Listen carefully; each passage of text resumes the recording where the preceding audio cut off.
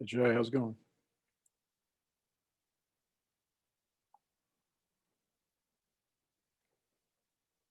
Can you hear me? Yes, sir. I can't hear you. Okay. Um, Let's see here.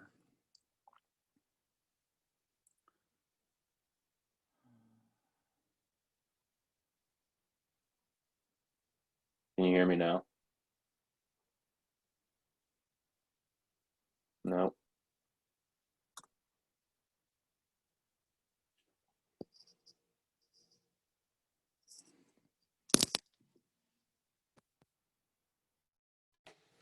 See if that works. Can you hear me? I can hear you. You can hear me? You Yeah. can hear me? Yeah. Okay. I can't hear you.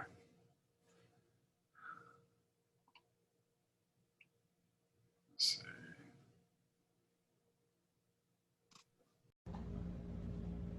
How's that? Can you hear me? Yes, I can hear you. Nothing.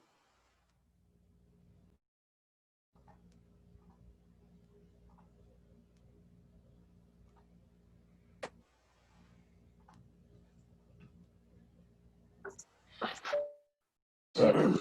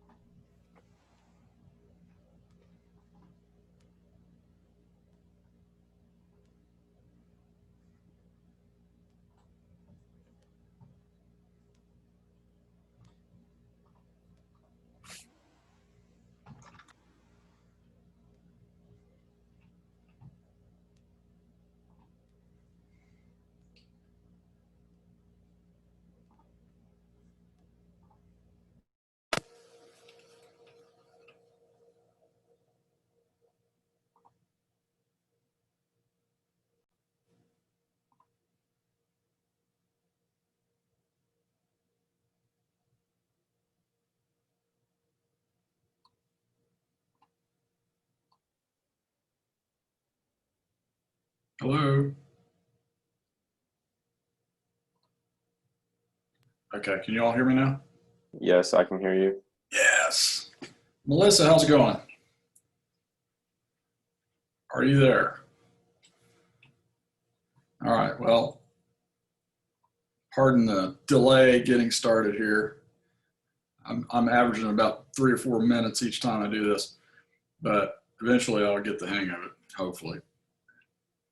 Everybody having a good day? Good week so far? Yep. All right. I've got some material for you today. We got a lecture, got a real lecture going on here.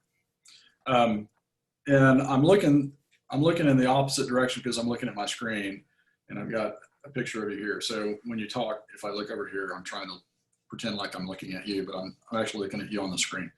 But anyway, we got another few people coming in here. So we've got Farman Blackwell, and we've got Melissa Rutherford, and Jay. Jay's muted. You know you're muted? Yes. Okay. All right. You guys can stay muted if you want, but I'll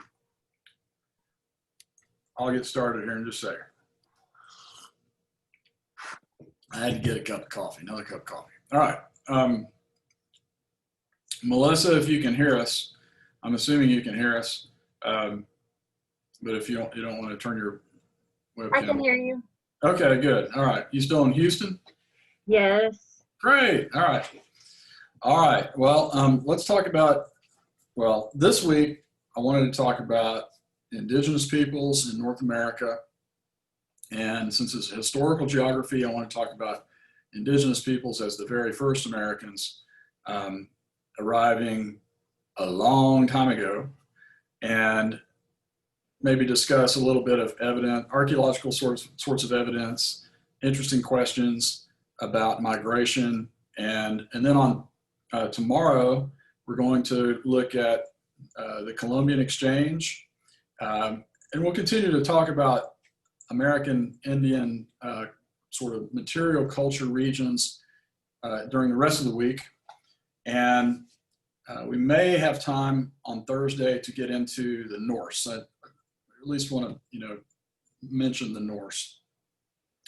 Actually, we're going to talk a little bit about them today, but so I'm going to throw in a little bit of stuff about Oklahoma. None of this is really covered in your book very much. Dr. Nostrand's overview in the textbook is pretty general. You'll see a lot more detail in this presentation today than in that. But anyway, let's get moving, and I'm going to share a screen with you here. And this is a PowerPoint presentation, so I'm going to go ahead and move into that. I don't want to go to the whole screen though.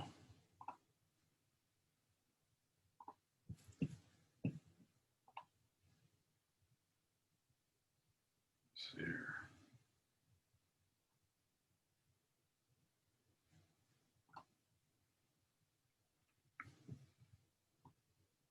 I just want part of that. Let's see here. There we go.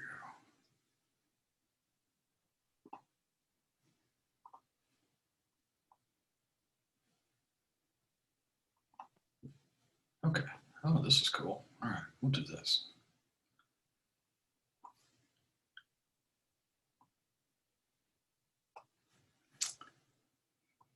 Just a little bit longer. Sorry about that, folks.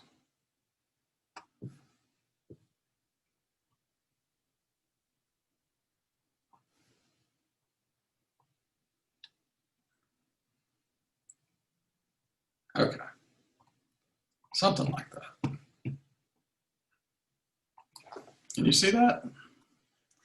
Yeah. I've got a picture of basically the physiography of the United States. I want to back up a little bit on this presentation and see if I can get that all in there. Here is a map. Since it's a geography course, let's always start with a map, right? And this is what you're looking at here is a map from no less than Don Meinig's first volume on the shaping of America. This is an interesting map. It's a real typical Don Meinig map because it's intended to portray. I mean, can you see my cursor moving around on that? Yes. Okay, good. It's intended to demonstrate movement and change and processes. You'll notice that this map is it's titled Zones of Encounter around 1750, around the year 1750. Now, 1750 is almost we're almost done with this course by 1750. So this is kind of in terms of American Indians that we will try to discuss and try to examine in depth. This is many of them. We'll also discuss the Western tribes, Western groups, but I'm just wanting to give you a sense of the sort of very small impact spatially that the English and the others had made on the Eastern Seaboard. So in 1750, Europeans had only really expanded into this shaded area. And it wouldn't, by 1800, it would expand significantly more, but still by 1750, 1800, American Indians were still by and large, in control of most of the continent, okay? So we can't ignore that fact. But what I wanted to do today is talk a little bit about who Native Americans are, who American Indian people are, and how they have adapted and how long they've been here. And just, we're going to get into some of the other. So before we get started here, this is a map of the physiography of the United States. And I want you to keep in mind that, we have a mountain range in the east. We call it the Appalachians generally, although it goes by many different names. wherever you are within the Appalachians. We have some hills in the center part of the country that are referred to as the central uplands, the Ozarks and the Ouachitas.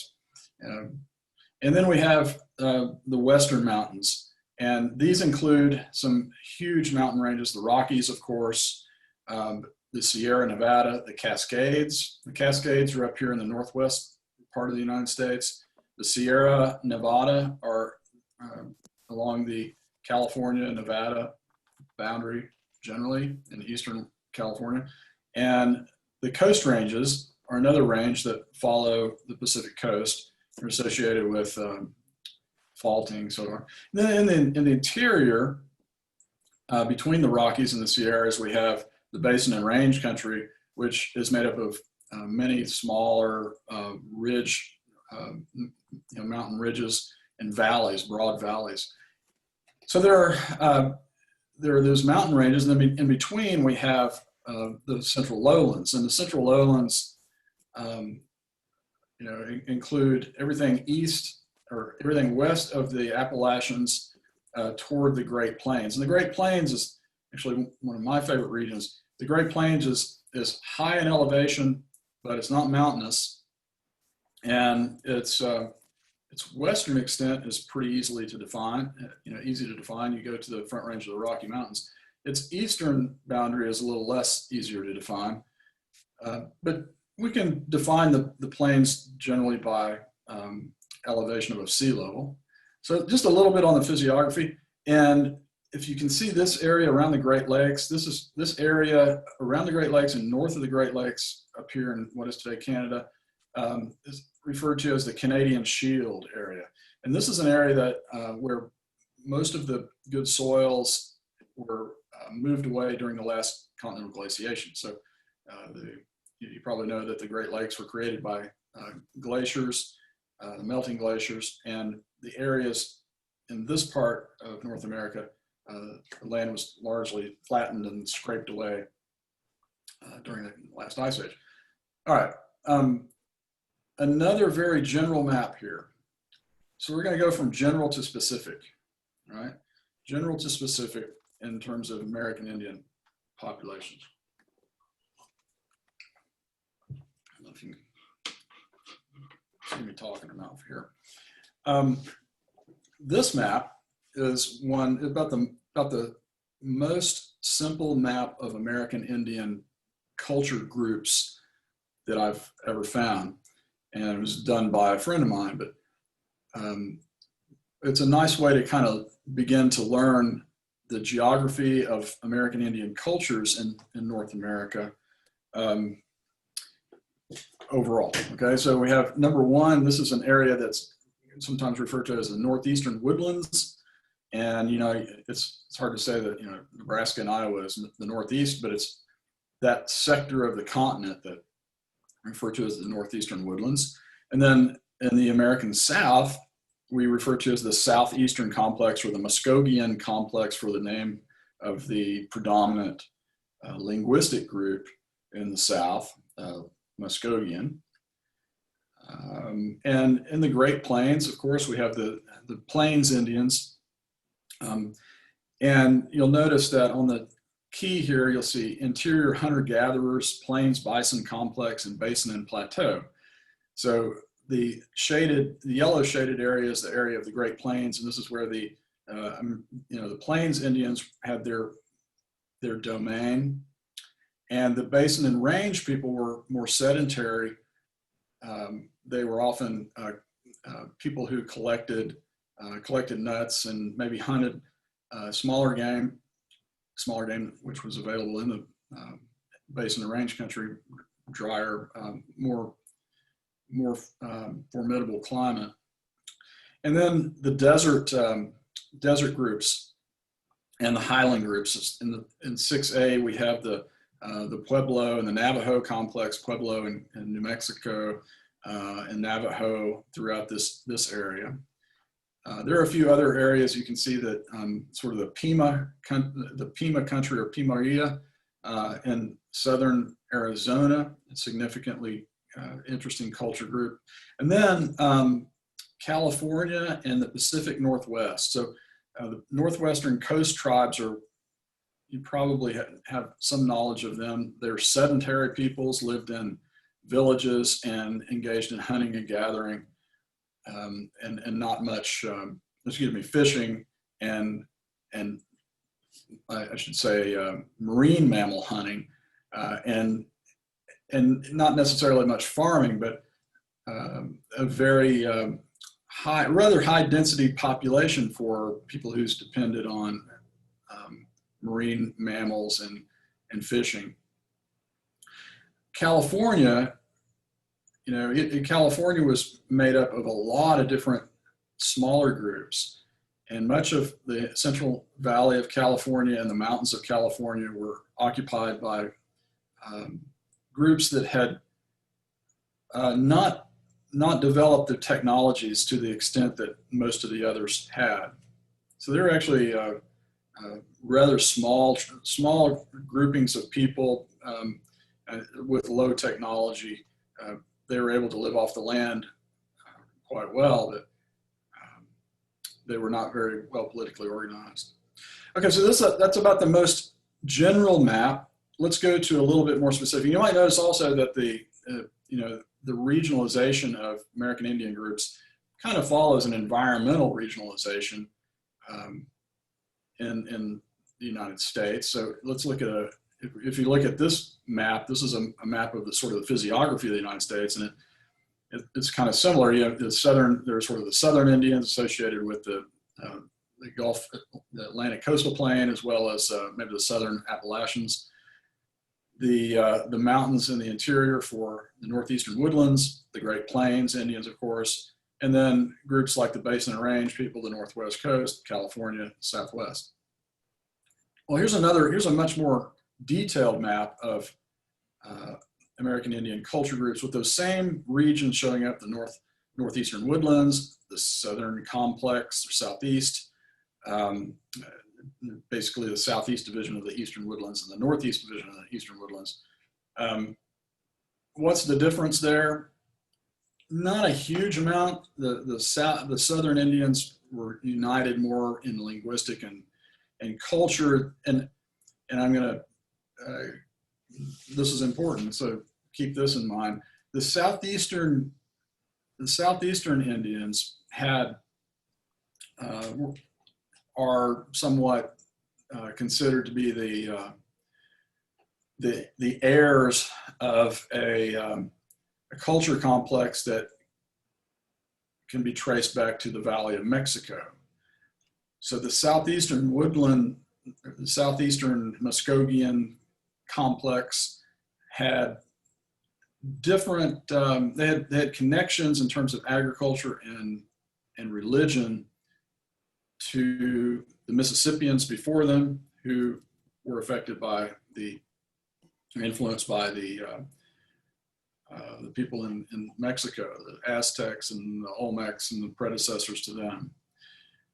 So that is an important cultural connection. The Gulf Coast has some connections. The Gulf Coast of the United States has some connections to Mexico in terms of culture and agriculture. It's not to say that they didn't grow corn all over North America, but the southeastern Indians had some significant connections there. So anyway, you can see in Canada, in this region, you have a very broad area of Athabascans and people who were of different groups that were associated more with the colder areas and more continental areas. And then in the very north of the continent, you find the Inuit or the Eskimos on this map. These were people who subsisted on ice and in marine environments. And without sort of explaining or going into more of this, you can see the yellow over here is the California complex. The southwestern sedentary village groups, like the Puebloan folks, occupied this area of New Mexico and Arizona. So I'll leave it at that. The northwestern coast peoples extended all the way up into southern Alaska, and or still do. The California groups mostly associated with the state of California and maybe Baja California.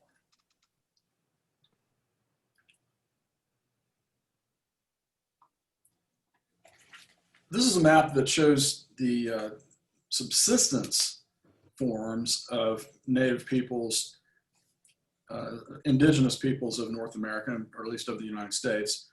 And this is a map, the next map as well was produced by a geographer by the name of Carl Butzer. And what this shows is agricultural or subsistence types. And you can see there are shades along the Atlantic seaboard. The focus of most of the English and Dutch colonization later is what they refer to as intensive agriculture. And then you have a region of sort of supplementary or extensive agriculture throughout the northeastern woodlands, both north and south. And then in the prairie regions of the Middle West, we find this what's referred to as supplemental or supplementary agriculture, and that refers to a pattern of making an economic pattern of both seasonal hunting of bison and agriculture during another part of the year. So a combination of sort of semi-sedentary life where people live in villages during maybe the winter time, and then a period of nomadism, or at least moving, following bison and hunting. And so that's what this supplementary refers to.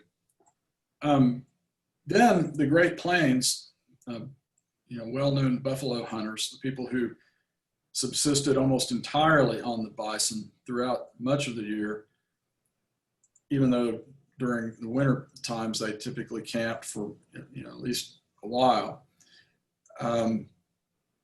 This particular group of people was one of the very newest culture groups to emerge in North America, and it had to do with the expansion of the horse up from Mexico during the 1600s. So the Plains, American Indian Plains Indians, who were equestrian, horse-mounted buffalo hunting peoples, those folks were experiencing a new culture. They were creating a new culture during the 16 and 1700s. By the time American settlement arrived in the 1800s, they had a tradition that was only a couple hundred years old at the most, at least buffalo hunting. Much older cultures in the Southwest associated with irrigation and irrigation agriculture, such as the Pueblos along the upper Rio Grande Valley. This would be, the Puebloan peoples had fairly large population density, and they attracted Spanish settlement. So the Spanish arrived because this was an area where people were making a good living farming with irrigation. Other areas in the interior were far sparser in terms of population density, and that is largely because of the type of subsistence that was available. And I said the same thing about California, where people actually subsisted on oak tree acorns. And higher population densities up here in the Pacific Northwest, where there was plenty of seafood and marine life, whales even, and salmon fishing, and the ability to preserve lots of protein and lots of food over the long haul. So big differences in terms of how people make a living, whether it's irrigation or hunting, gathering, subsistence, both hunting and farming, or maybe a reliance mostly on farming and maybe deer hunting and small game. And of course, the Gulf Coast groups were living off the land and living off the resources that they had, off the coast. All right, another way of looking at agriculture. So I hope you can see kind of the variations in how people made a living, how different groups made a living across the country. Maybe this isn't anything new to you. Another way of looking at sort of the material culture of American Indians is by looking at things like the types of houses that they built. And this is another map by Carl Butzer. And you see and if you're not really familiar with all the different types of American Indian housing or houses, the Longhouse is probably well known in New York among the Iroquoian groups. The Pawnees and others who practiced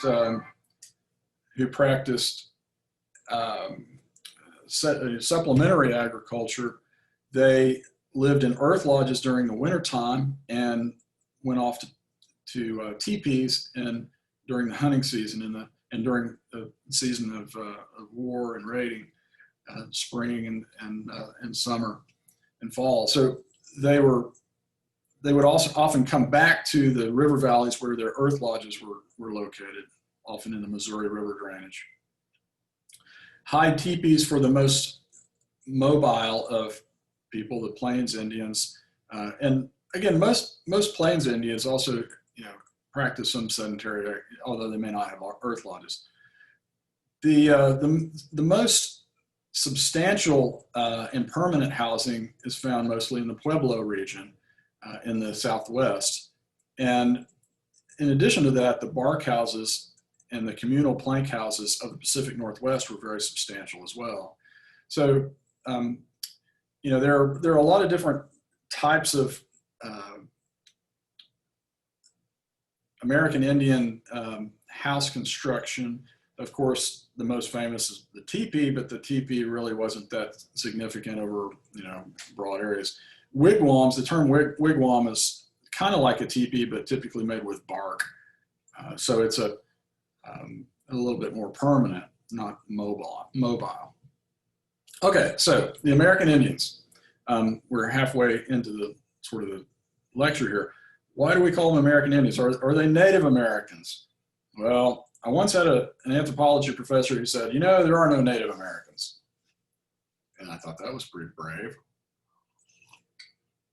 So there are no Native Americans. Everybody in this continent is the descendant of immigrants. Of course, probably everybody in the world is the descendant of an immigrant from somewhere in East Africa, right?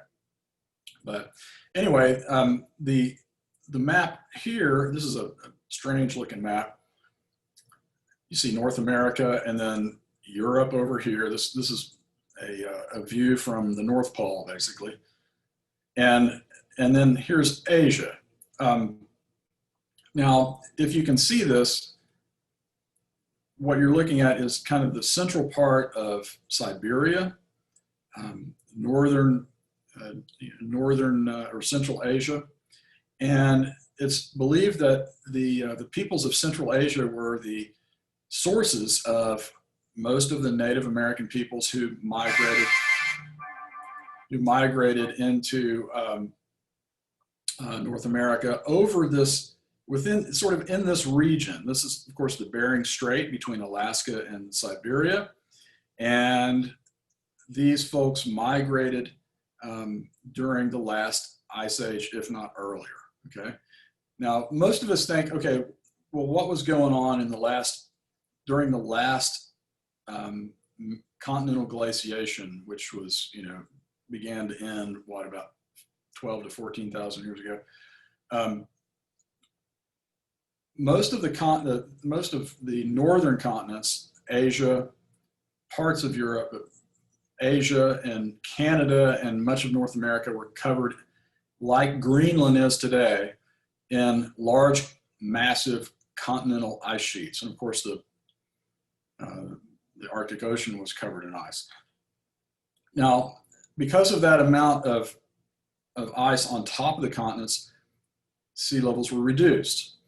And so the Bering Strait was not just frozen ice in what is today the Bering Strait, it was actually exposed land. And so there was a lot of exposed land along the coast of Siberia, from the Kamchatka Peninsula over to the Aleutian Islands and farther north.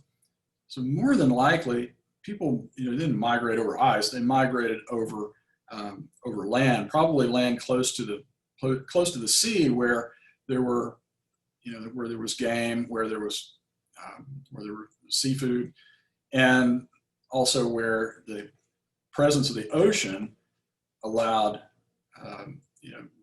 areas of ice-free movement.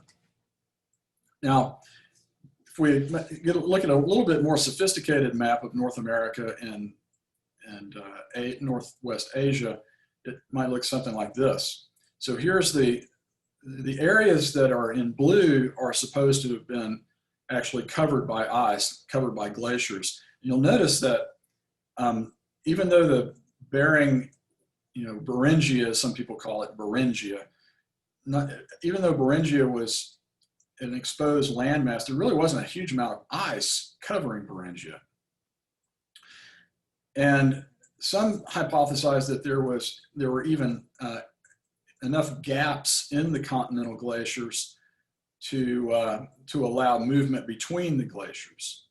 So, this glaciation was lasting tens of thousands of years.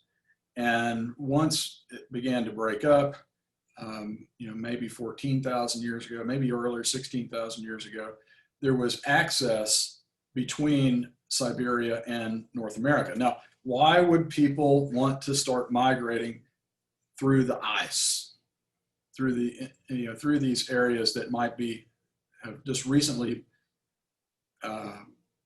lost their glacial cover? That was a question. Wake up! Wake up! Okay. Well, the idea, of course, is that there are migrating herbivores. There are migrating herds of animals, and even today we know about the caribou. Okay, the caribou migrate long distances in huge numbers around in the north, and more than likely herds of caribou and maybe herds of other types of herd animals were attracting hunters, attracting people to follow them into the far enough south to the unglaciated parts of North America. So that's the idea, that Native Americans migrated south and eventually got to Tierra del Fuego in South America. Exactly when they did is up for grabs. Well, is in question. Some geographers even believe American Indians were probably here 200,000 years ago. That's generally not an accepted hypothesis. The more standard orthodox belief is that American Indian people started coming in around 16,000 years ago. Maybe a little early, maybe 20,000 years ago.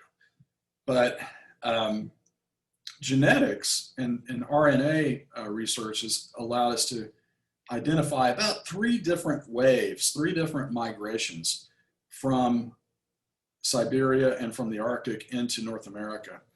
And the latest, there were like 2 that were fairly close together, and then a more recent one, a very recent migration. And those people were more associated with the Eskimos, the Inuit people in the north. Although a few, like the groups that were associated with the Navajo, may have genetic connections to peoples farther north, and they may be recent arrivals. At least that's what some of the anthropologists say. Okay, so I'm going to give you some notes, and I have kind of a strange way of doing my notes, but hopefully you'll get used to it. And I'm going to try to maximize this a little bit so you can see it a little bit better.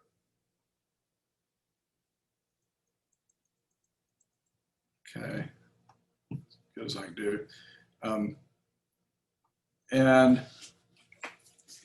you'll run into the term Paleo-Indian, and all that just means is, peoples from way back. And this is not really anything that I haven't covered here, but we talk about North America as a land of immigrants, and well, Some arrived a lot earlier than others. So why do we say around 14,000 years ago? Because there are a lot of artifacts that start showing up within about the last 12,000 years. And here in Oklahoma and New Mexico, northeastern New Mexico, is where artifacts were found that are associated with these really early Paleo-Indian traditions. Maybe you've heard of them. The Clovis tradition, named for Clovis, New Mexico, and which is sort of east central, right along the eastern boundary, central New Mexico, boundary between Texas and New Mexico.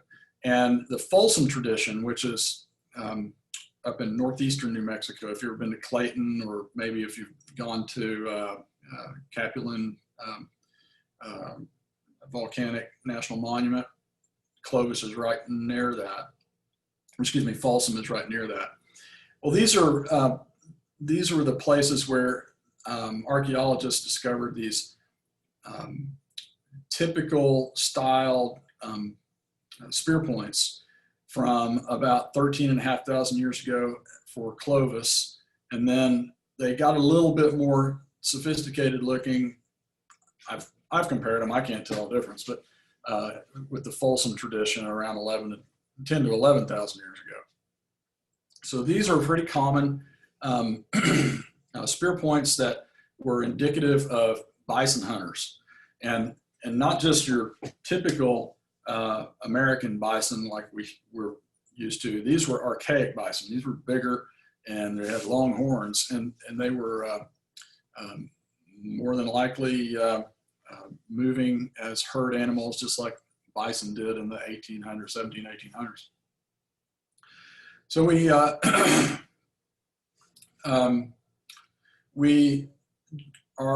talked about the ice-free corridor, and the other thing that I didn't mention is that a lot of those migrants, or a lot of the movement of peoples may have come along the coast. All right.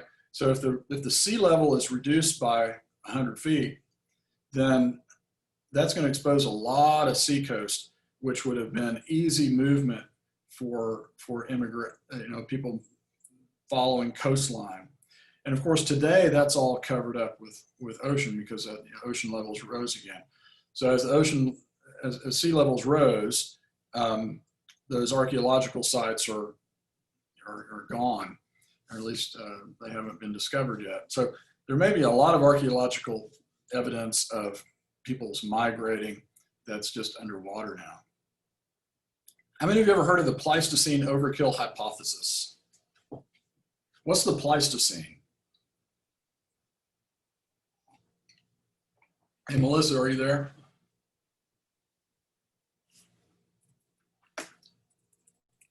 I'm here. Oh, okay. Hey, Melissa. It's an era, right? It's a what?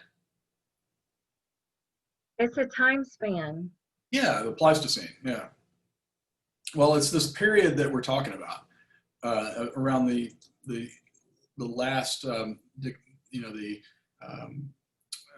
glacial retreat, period of glacial retreat, and at that time, up to about 15,000 years ago, there was a very, very different set of animals on the landscape.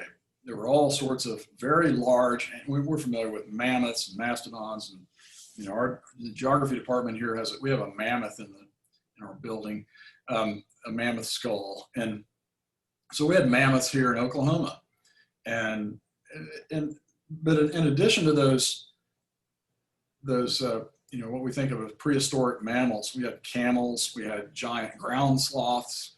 What else were there? There were prehistoric. Are you familiar with pronghorn antelope? Yeah. Out in western, West Texas, western Oklahoma, and New Mexico. Are you familiar with what's the trivia point about the pronghorn? Fastest North American land animal. Fastest herd animal, I think, isn't it? period. Yeah. Or Maybe. fastest four-legged ungulate. You know. And why is that? There was a prehistoric species of leopard or cheetah Cheetah, in yeah. North America. There was a prehistoric cheetah that helped them evolve to become the fastest herd animals in the world. So, but the cheetahs are gone, and the pronghorns are just doing fine out there, moving fast. So the idea of the Pleistocene well, the question is, did these big animals, these mammoths, these prehistoric predators, saber-toothed cats, you know, you've seen those before, are these fantastic, you know, even surpassing African wildlife today? Did these animals die out because of changes to their environment due to changing climate? Because we know that climate changes. Climate's changing all the time. And it certainly changed from the period of the continental glaciation until today. So this continental glaciation is going to change all kinds of environments and change food sources and movements and speciation or predation and so on. So the question is, did climate change bring this about, or was it something else? And I always liked, the something else explanation myself, even though I'm not sure that most scholars really buy into the idea. But the presence of man, the presence of human groups coming into North America in this period when the glaciers are retreating, a lot of, the hypothesis is that these animals didn't have fear of human beings. All of a sudden, human beings arrive from Asia, and they're hungry, and they are able to slaughter, these large numbers. And who knows? It may have been both, right? It may have been a combination of overhunting, as well as changes in environments that prevent species from being successful as for successful breeders. Okay, I'm going to move on here.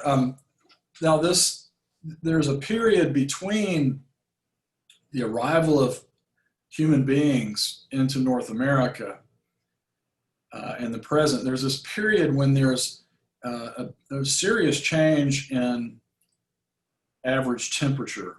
And this is referred to as the Holocene climatic optimum, or altithermal. And it's a period of rising temperatures, global warming. It's a period of global warming that occurred between about 7,000 years ago and about 3,000 years ago. So, 4,000 years of climate change where things were getting hotter, significantly warmer. In Northwestern Europe, we know this, was going on. But in North America, it probably would have had even greater consequences in terms of changes to the environment. And this is the period around 4,000 years ago, 4 to 5,000 years ago, 2,000, 3,000 BC, if you will, when in North America, we begin to see the first domestication of food plants. And some of those earlier ones are like sunflower, used for sunflower seed oil and or sunflower seeds. And then, of course, the big one is teosinte, or which became, Indian corn, maize. And those were developed in the Valley of Mexico, and many, many, many other food crops are developed in Mesoamerica, and to a lesser extent in North America, significantly lesser extent. So anyway, that's a period of climatic stress that brings about a change from most likely hunter-gatherers only to people who begin to live in villages and practice horticulture or sort of small-scale agriculture. Okay. I'm kind of hurting for time here. I was going to tell you a little bit about an interesting case. How many of you have heard of the Kennewick Man story? Took place, I don't know, 15, 20 years ago. Oh yeah, I remember that. Remember that? Did we talk about that in class? Maybe. Kennewick is a place it's a region down in southeastern Washington. And what happened was there was some people playing in the river or fishing, and they found a human skull, and then they started finding basically a skeleton. So they called the sheriff, and sheriff came, and they recovered the bones, and they took them out. Coroner was confused because the teeth looked like they had been worn down, and eventually they turned the skull over to, I guess it was probably some archaeologist, anthropologist, probably in Washington, and they did a carbon dating on it. And they discovered that this skull, which looked like a Caucasian or Caucasoid European skull, was in fact 9,000 years old. And of course, this was a big controversial thing because, there had always been stories about Europeans and Norse coming into North America, but not Northwestern North America, So it was all, there was a lot of buzz and everything, but eventually the skull was determined to be similar to Europeans, but it typically matched, or it seemed to match more of a phenotype associated with the native peoples, the indigenous peoples of Japan. Okay, and so this kind of is somewhat a confirmation of that idea of sort of late arriving peoples along the coast. And I'll show you some examples. Let's look at some slides, and I'm going to skip over this. This is the area in southeastern Washington along the Columbia River, and the place where it was discovered, Kennewick. So they refer to it as Kennewick Man. And see if I can get this a little lower. The skull was a long-headed phenotype, a long-headed skull, long-headed European skull. And you notice that the teeth were worn down. That was indicative of a hunter-gatherer diet. And one of the things I found that was most interesting about this is when they started looking around on the bones, they found a pelvis, and they found that. What is that? It happens to be a spear point that the guy had taken a spear about 20 years before he died, and he'd been walking around 20 years with that injury in his pelvis, and that it's like a stone. There's a stone point encased within his pelvis. Pretty amazing. So that guy was probably hurting more than me as I walk around with arthritis. All right. Well, this is a photo, or this is an artist reconstruction, or what do you call those? Sort of a conception of what the guy must have looked like based on his skull. And he doesn't look that much different from native peoples, but he looks a lot like the indigenous peoples of Japan, the Ainu people, if you can see that. And the indigenous peoples of Japan are actually considered to be somewhat Caucasian looking.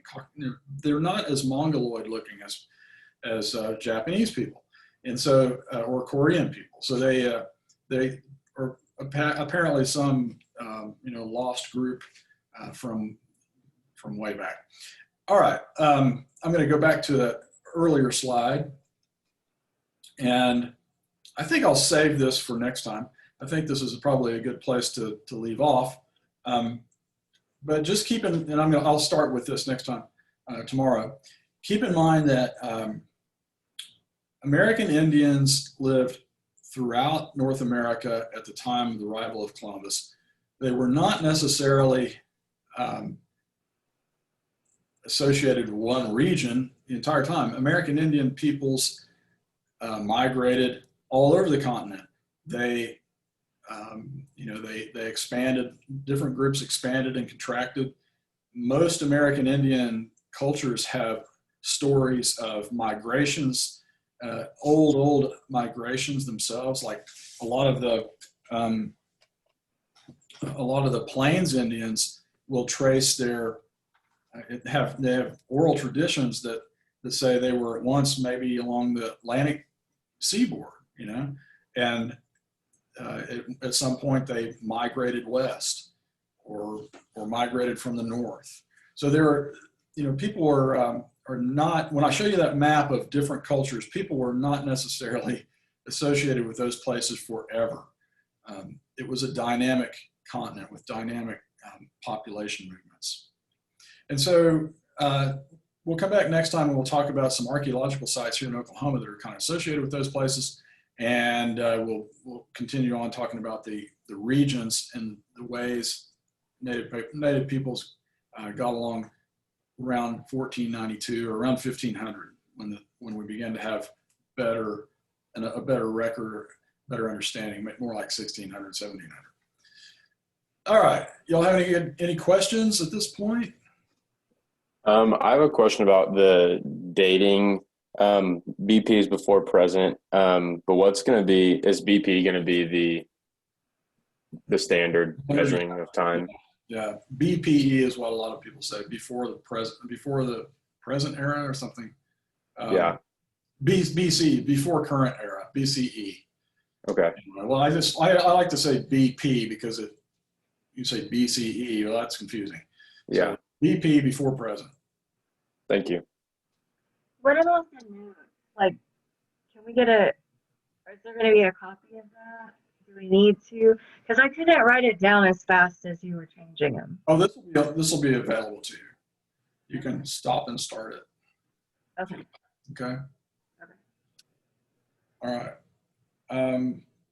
Well, if you don't have any other questions, I'll let you go back to what you were doing earlier. And you all staying healthy? Yes, sir. Any COVID symptoms? I got a negative test, so I'm good. Oh, you're ready you can come back. Yep. Hey, good deal, Jay. I'm glad to hear that. I'm getting my test. I'm having a test tomorrow at 7 o'clock in the morning. So. Is it a throat swab or nasal swab? I have no idea. Now, what do they do to you? I've heard they take a Q-tip and ram it into your brain.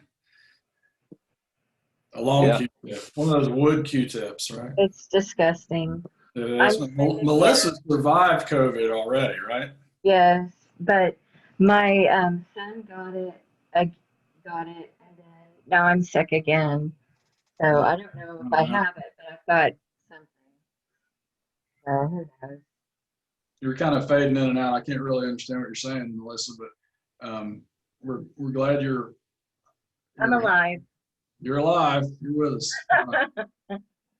Okay, well, hopefully I'll get to see y'all back here tomorrow. And again, I'll post this stuff. Today we had a little bit more substantive stuff, but I'll post this on Canvas. You'll be able to look at it later. If you have any trouble sleeping, you just look at my stuff on Canvas. Go right to sleep. Okay? All right. Thank you. Have a good day. Thank you. You too. Bye.